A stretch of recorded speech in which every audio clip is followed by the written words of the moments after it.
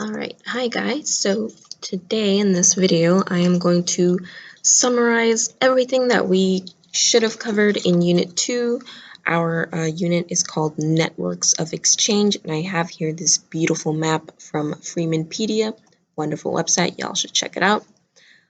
Basically detailing everything that's going to be mentioned in this unit. So this unit is basically all about trade routes and how different things got exchanged and brought to different places. So we are going to look at our three major trade routes, which is the Silk Road, Indian Ocean trade routes, and the Trans-Saharan trade. But we're also looking at the Mongol Empire right here in the blue. Just because they are a major network of exchange while they were reigning all across Asia.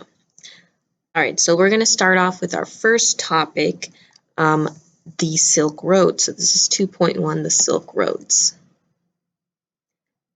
Now, first thing we got to do is we got to identify where the Silk Road is, and it's in Asia. It's in Asia right here. This general area goes from China to the Middle East to right here. So that is the Silk Road. Now that we've established that, let's look at what caused this network of exchange to grow during this time period.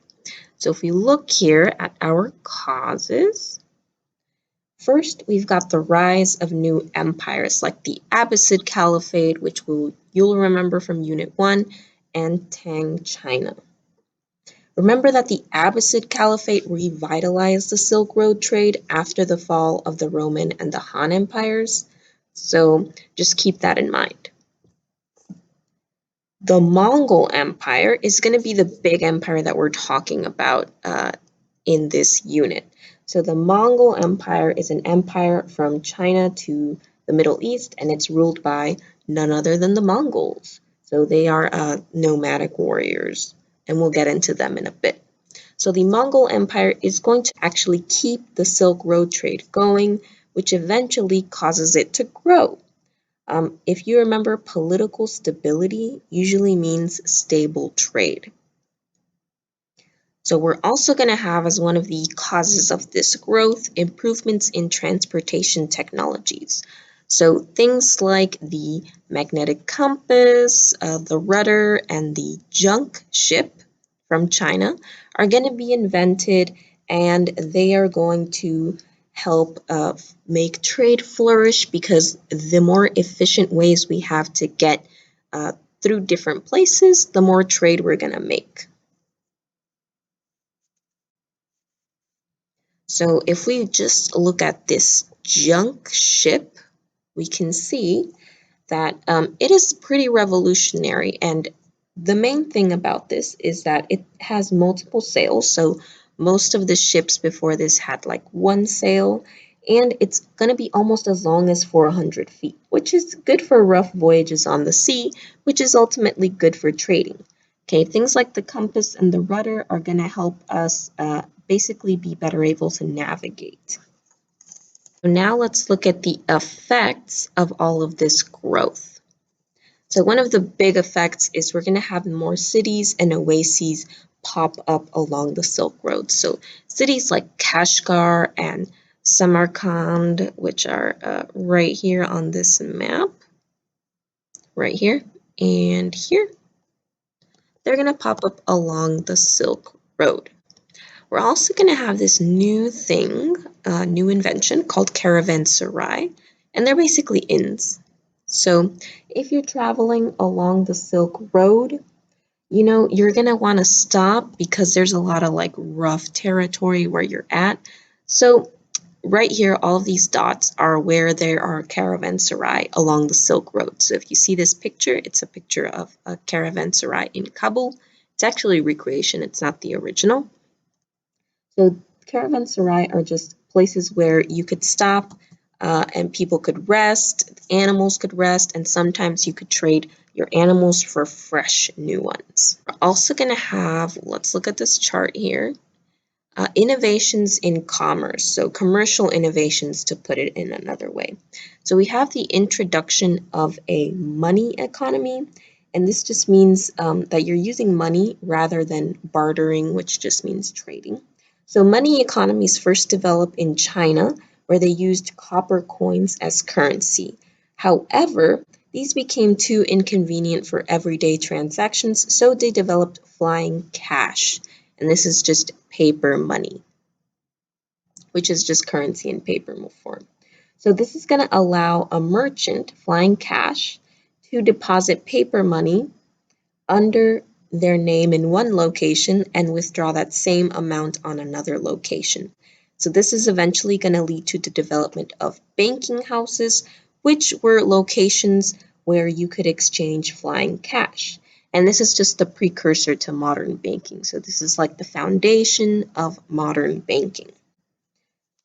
Also, at banking houses, you could present a bill of exchange, which is a document stating the holder was legally promised payment of a set amount on a set date.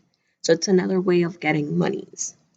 The easier people could get money, the more they're going to spend and the more they're going to trade. So it's a good thing to remember. If the people presented this bill of exchange, they could receive the amount of money in exchange. So new commercial innovations like that are going to help trade flourish. And then also just a quick mention of the Hanseatic League.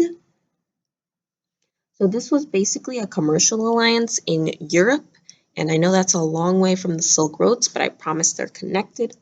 So the Hanseatic League was able to monopolize the trade of timber, grain, leather, salted fish, and they actually participated in Silk Road trade by traveling from the sea. So they controlled the Baltic Sea and the North Sea. They traveled from the North Sea all the way down into the Mediterranean, where they would pick up goods from Arab caravans. So they would pick up goods like spices and silk and porcelain, and they would bring it back up to Northern Europe, and then they would trade it with other stuff. So the last effect of this growth was an increase in demand for luxury goods, which an increase in demand is automatically going to lead to an increase in supply. So that's the last effect of the Silk Road trade. Okay, so let's go ahead and switch over to Central Asia, where we see the origins of the largest land empire in history. So the Mongols are going to come from the Central Asian steppes, okay, which are right here. This is what they look like. And they're located north of the Gobi Desert. So right here, this is the Gobi, this is where they're at. So the Mongols were actually made up of multiple clans of pastoral nomads. That means they moved from place to place. So they're used to moving a lot. And everyone, men and women, were skilled horseback riders. So the origins of the Mongol Empire is basically going to start with this guy right here, Genghis Khan, or sometimes he's referred to as Chinggis Khan. So whichever way, just know that we're talking about the same person. Originally called Temujin, he went ahead and united all of the Mongol clans through alliances or violence, killed a few people here and there. And in 1206, he was elected the Khan of the Mongols and took the name of Genghis Khan, which basically means ruler of all.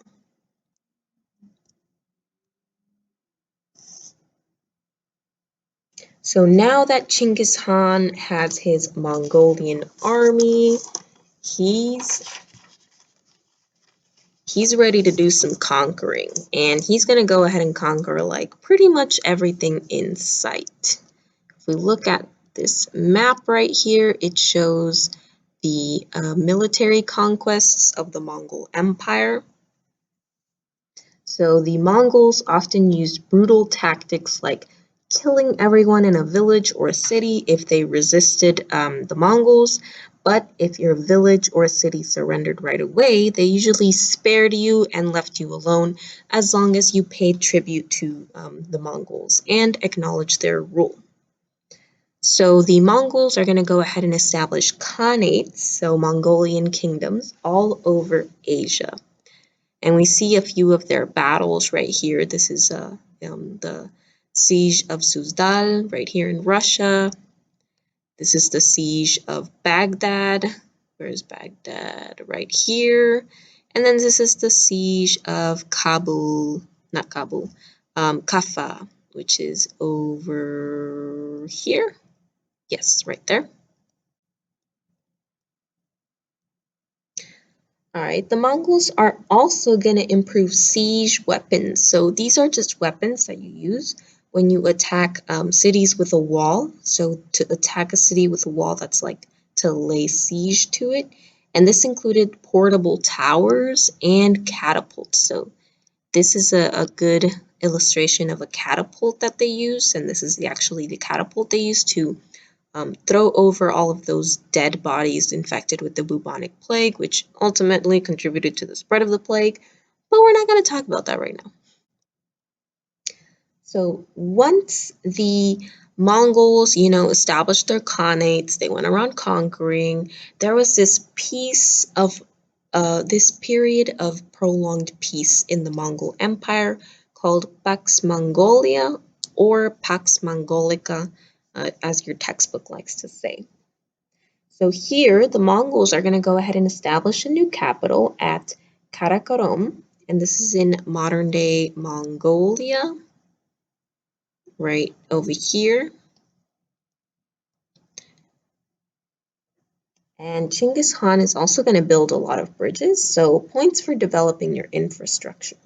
They're also going to rule with a policy of religious tolerance, which just basically means letting people practice whatever religion they wanted. So if you're Jewish, if you're Muslim, if you're Christian, if you're a Zoroastrianism, if you're a pagan, they can practice all of that.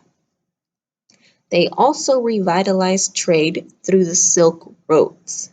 So this is that revitalization of trade routes. And with political stability, trade also flourishes.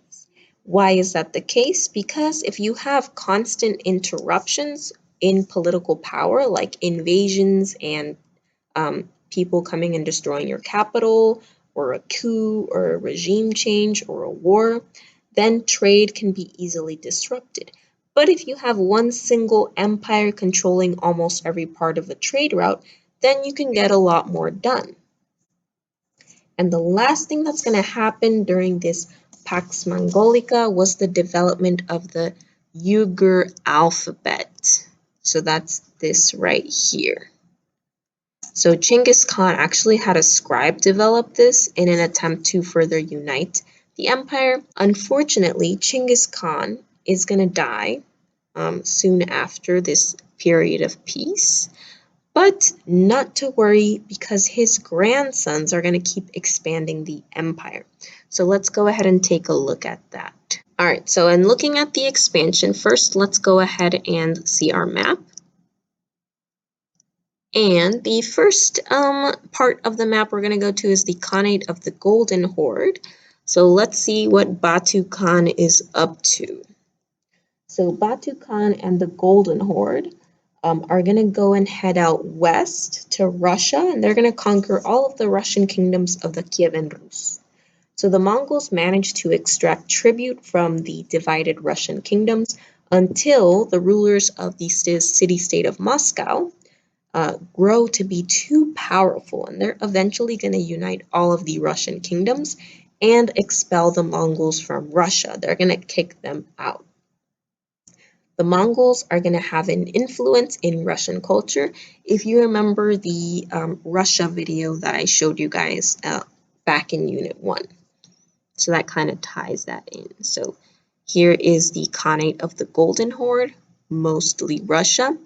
Let's move on to the Ilkhan Empire with Ulegu and the Islamic Heartlands. I don't know if I'm pronouncing that correctly. All right, so Ulegu is going to go ahead and conquer Persia. And he's going to go ahead and destroy Baghdad, and that's bad. That's what this siege is from right here. But you know what? Let's ignore that for now.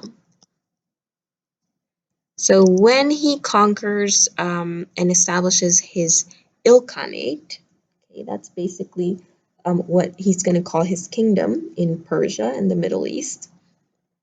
The Mongols are going to go ahead and keep the Persians as ministers and government officials because it was just easier that way. It was more efficient. They already knew what to do. They already knew what was happening. So why change the jobs? So this is Ulegu right here.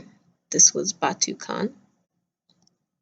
And last but not least, probably the most important one, let's see what Genghis Khan's most famous grandson, Kublai Khan, did.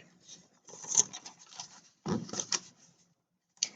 right, so Kublai Khan actually becomes the Great Khan after Genghis Khan dies, and he uses the Mongol army to go ahead and conquer China. So this is him right here. He's going to go ahead and establish right here the Yuan dynasty.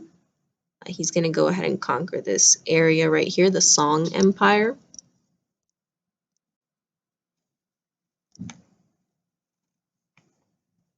So in the place of the Song dynasty, he's going to destroy the Song. He's going to establish the Yuan dynasty. So Kublai Khan's rule brought prosperity to China, causing trade to flourish and practicing religious tolerance. This is going to earn him a few enemies, but yeah. Kublai Khan adopted many Chinese customs. So he even tried to conquer Japan, but his luck eventually ran out and the Mongol Empire disappeared. So the downfall of the Mongols has to do, especially in China, with the White Lotus Society.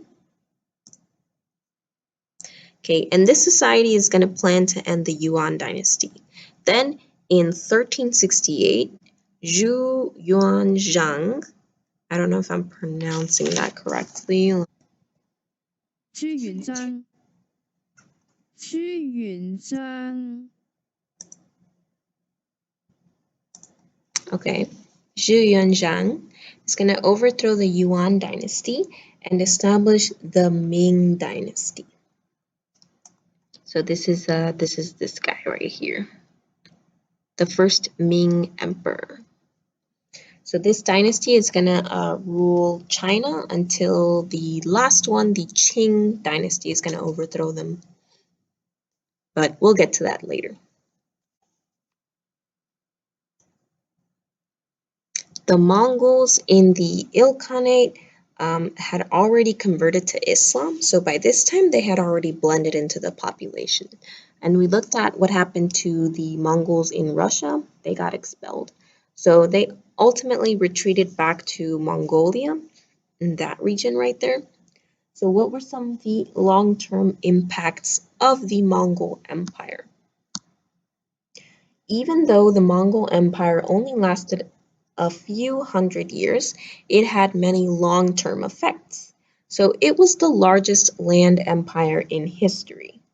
Okay, just look at it. I mean, if you need another look at the map, I mean, that's massive. That's like almost all of Asia. The Mongols revitalized trade in the Silk Road, so that leads to expansion of and growth of the Silk Roads. The Mongols also facilitated cultural exchange by connecting people from all over the world. So we're going to have ideas and religions and beliefs and customs exchange passing from people to person because the Mongols are going to facilitate this connection. However, the Mongols are also going to facilitate the spread of disease like the bubonic plague, so that's one of the negative effects. The Mongols are going to centralize power in Eurasia, so it's going to give an example of what a centralized empire in Asia should look like. They also did some innovations in technology, so some historians actually think they might have invented the cannon by combining different techniques in technology. So this is what that would look like. Okay, let's shift over to the Indian Ocean where we're going to see some trade going on. So same dealio, we're going to see causes and effects of the growth of this trade. So one of the causes of the growth of the Indian Ocean trade is actually the spread of Islam. So as we know, Islam was spread through conquest, missionaries, but we also see lots of merchants be Muslim, and they were instrumental in connecting cities in East Africa, in East Asia, in Southeast Asia, and South Asia. One example of these expanding cities is Calicut in India. So this is where it is. It's right here if you can see it. So Calicut is going to become a thriving center of trade due to the interactions with merchants. Local rulers are going to even welcome the presence of Muslim merchants because it brought the city wealth and prominence. Increased demand for specialized products was also contributing to the growth. So spices like cinnamon, nutmeg, cardamom, they're in high demand around the world. And you could only get these products from the Spice Islands. So if we go back to our map up here, this is where the Spice Islands are. They're like modern day Indonesia and Malaysia right there.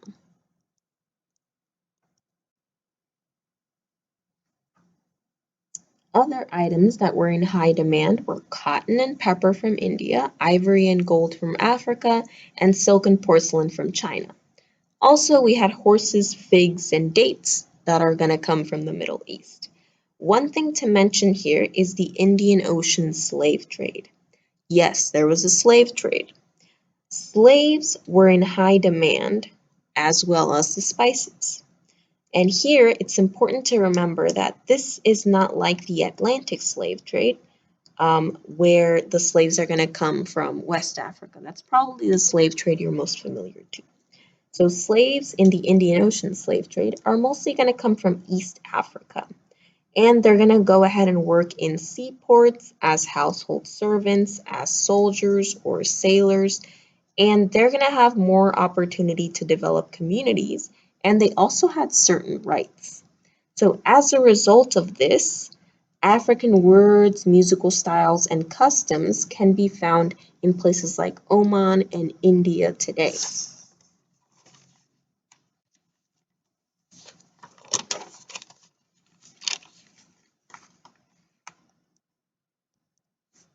Environmental knowledge, like knowing what direction the monsoons are blowing. So this is that monsoon winds. They blow different directions at different times of years. That's going to also contribute to the growth of the Indian Ocean trade. So merchants have to plan their trips accordingly, or else they can end up being stuck in a port for months waiting for favorable winds. Like we saw in the Silk Roads, advances in technology are going to lead to the growth of trade routes. So technological innovations like lateen sails, which are these triangular sails, the stern rudder, and the astrolabe are going to make traveling in the Indian Ocean more convenient. They're going to improve navigation. The growth of states like the Sultanate of Malacca are also going to lead to more trade. Okay, so Malacca is right here in Malaysia, right here. And Malacca is going to become wealthy by controlling the trade through the Strait of Malacca. So this is the Strait of Malacca, where basically you had to pass through the Strait of Malacca if you wanted to go anywhere in the Indian Ocean. So if you wanted to travel from China to India, you had to go right here and then in through the Strait of Malacca. If you wanted to go from India to China, you had to go through here. If you wanted to go from China to Africa, you had to go through here. You couldn't get by anywhere else. So this is going to make the Sultanate of Malacca very wealthy because they can go ahead and tax all the trade from there. They can make their money off of taxing the trade. So now that we've seen the causes, let's go ahead and go into some of the effects of the growth of Indian Ocean trade. So we're going to have people trading. So naturally, we're going to have people moving and creating diasporic communities. Okay, so diasporic communities comes from the word diaspora, and this just means settlements of people away from their homelands. So we're going to have many, and this chart is also in your textbook, many Muslim, Chinese, and Malay people creating settlements that are away from their homelands, otherwise known as the diaspora. This, in turn, is going to introduce new cultural traditions to the places where they decide to settle, to those indigenous cultures.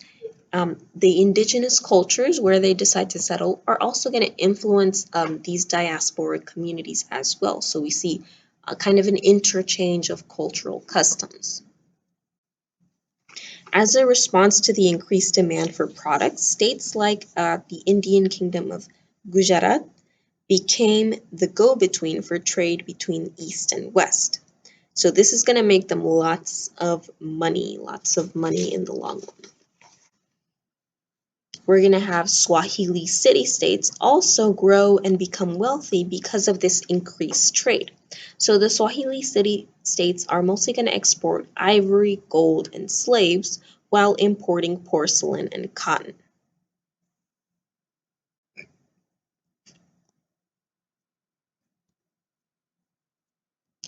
One of the most significant cultural transfers that occurred as a result of this growth in trade are the voyages of Zhang He.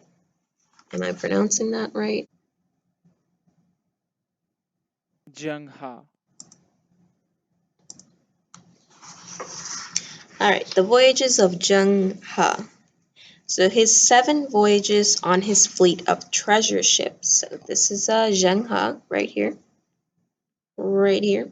And these are his treasure ships. Just to give you a comparison, this is Columbus's ship. It's very tiny. These voyages are going to show the might of the Ming Dynasty. So this is a map of where he did his voyages. He's going to come off from China right here, and he's going to go all across the Indian Ocean.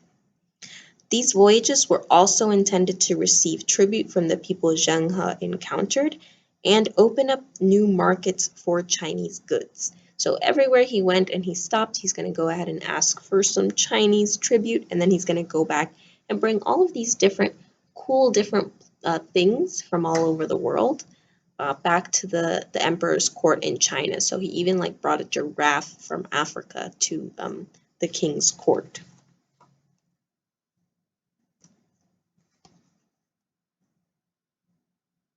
So that's it for the Indian Ocean. Let's move on to Africa and the Trans-Saharan trade. All right, so Trans-Saharan trade is super short. We'll just breeze through that. So we already know where the Trans-Saharan trade is. It is basically trade occurring across the Sahara Desert in Africa. Okay, if you don't know where that is, let's look back at this map. So here is the Sahara Desert. So Trans-Saharan trade is all of these brown lines that are occurring across the desert.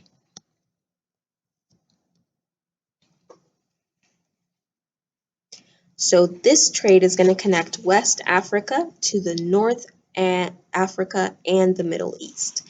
And one thing that's going to revolutionize Trans-Saharan trade is the introduction of the Arabian camel. So that's this guy right here. Camels could travel across vast lands for a long time, and they only need to consume water for a short period of time. So this is going to lead to the development of cool new camel saddles, which can carry large loads and increase long-distance trade over the Sahara Desert. Now, the most important kingdom that you probably need to know about is the Kingdom of Mali. So the Kingdom of Mali is a kingdom in West Africa. This is the map right here that shows where it is right here. And by the 12th century, Mali had developed into the most powerful state in West Africa. And they had already been introduced to Islam by the 9th century, so they were already very fully Muslim. So this is a mosque in Timbuktu right here. Mali is going to profit from the gold trade, but it also taxed nearly all other trade entering West Africa. So cities like Timbuktu, right here, accumulated lots of wealth and developed into centers of Muslim life in the region.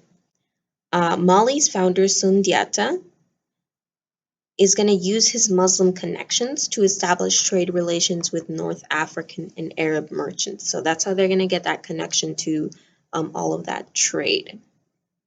The most famous of Mali rulers was most likely Mansa Musa. So Mansa Musa is going to bring fame to the region. This is him right here, and he's pictured grasping a gold nugget, and we'll get to see why that is. So this basically shows how gold was like Mali's thing. It was the thing that they exported and traded, and it showed their wealth. So Mansa Musa is going to go on his extravagant pilgrimage to Mecca in 1324, and with his very extra caravan, consisting of 100 camels, thousands of slaves and soldiers, and lots of gold. So it's no coincidence that Mansa Musa's reign is going to deepen support for Islam in Mali. Last thing I want to mention with trans-Saharan trade is the rise of the Songhai Kingdom, which we'll talk about later. They're actually in our next unit. And this empire is going to replace Mali as the powerhouse of West Africa, and they're going to become even wealthier than Mali. So Mali's pretty wealthy, but Songhai Kingdom is going to be even more wealthy. Quickly wrap up our unit. Let's talk about cultural and environmental consequences of connectivity. So let's do cultural consequences first. First, we have the influence of Buddhism on East Asian culture. So as we know, Buddhism is going to start in India, as we can see by this map, and eventually they're going to spread to China, to Korea, and then to Japan, basically East Asia. As Buddhism spread, we can see it blend and change to the local culture. Some examples of this would be Mahayana Buddhism, Chan Buddhism, and Zen Buddhism. We even see Buddhism mix in with Confucianism and Taoism to create Neo-Confucianism in Korea. Okay, and evidence of it spreading to East Asia is look at all the Buddha statues in East Asia. Now let's look at the spread of Hinduism and Buddhism, specifically into South and Southeast Asia. We know that these religions spread through trade routes, and we can see its influence on the different kingdoms there. Srivijaya was a Hindu kingdom,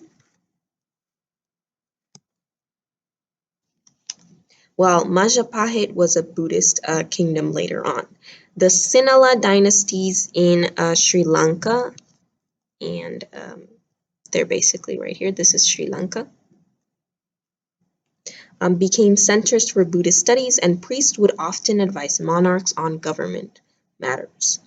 The Khmer Empire right here in Cambodia is a good example of both Hindu and Buddhist influences, as we can see in the Angkor Wat right here.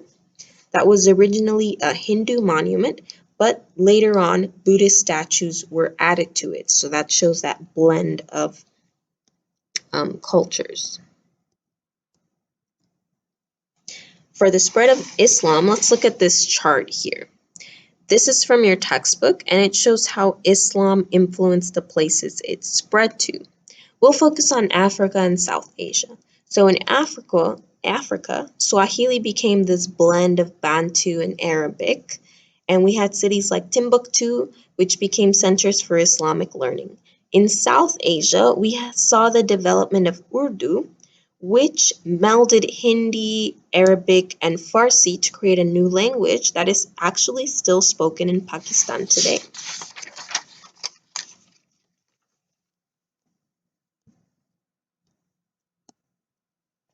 Scientific and technological innovations are also going to result from increased connectivity. So we have talked about this before. We mentioned Champa rice in the first unit, and that's an example of like a scientific innovation. Latin sails, stern rudder, the astrolabe, the magnetic compass are all examples of technological innovations.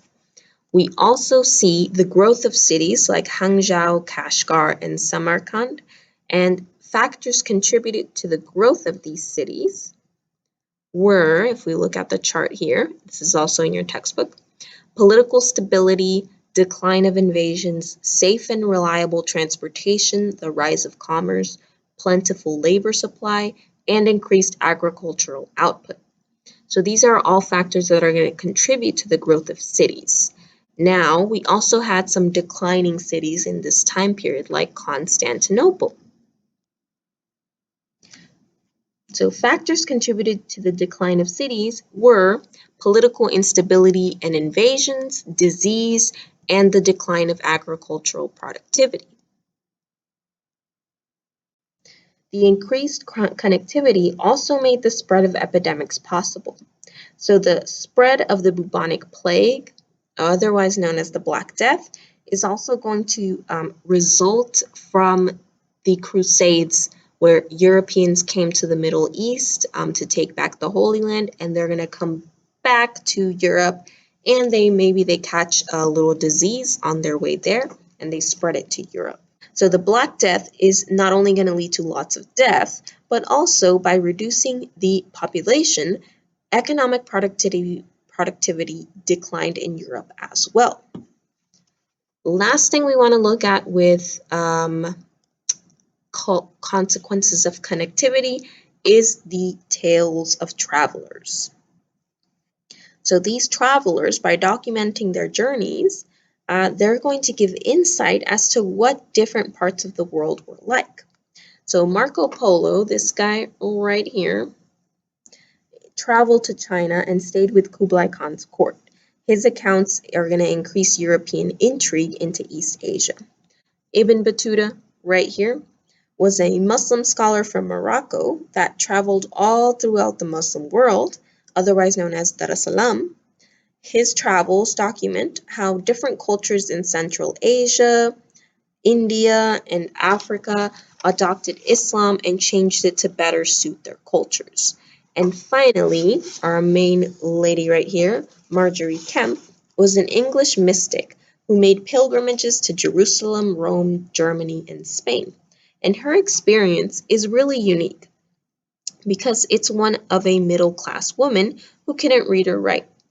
I mean, how many experiences of women do we get to see in history? Like, I can't even think of a woman who was included in the past unit. So that's very refreshing. Right, last thing, super quick, let's look at the environmental consequences of connectivity. So we have some agricultural effects. The introduction of Champa rice right here in this beautiful spoon is going to increase agricultural productivity and raise the population. Stuff like bananas are going to have, they're going to be very nutritious, and they're going to cause people to have more vitamins and live longer. So that's a plus. Sugar and citrus crops, if you don't know, citrus crops are basically oranges, grapefruits, lemons, limes, crops like that. So the demand for these different crops, and especially sugar, is going to lead to the expansion of certain trades, and basically it's going to lead to people wanting more of that Indian Ocean trade until they find the Americas, and then they're going to cultivate sugar there. Some of the other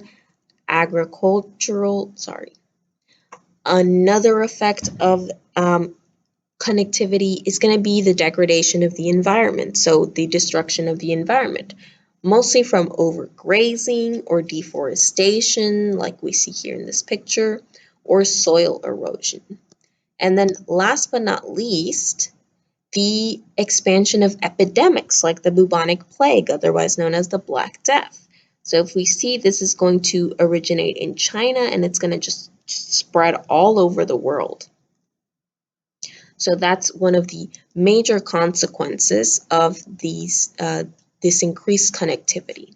All right, so that's basically Unit 2 in a nutshell. I'm trying to make this as short as possible, but let me know if this helped you, and I guess good luck on the test.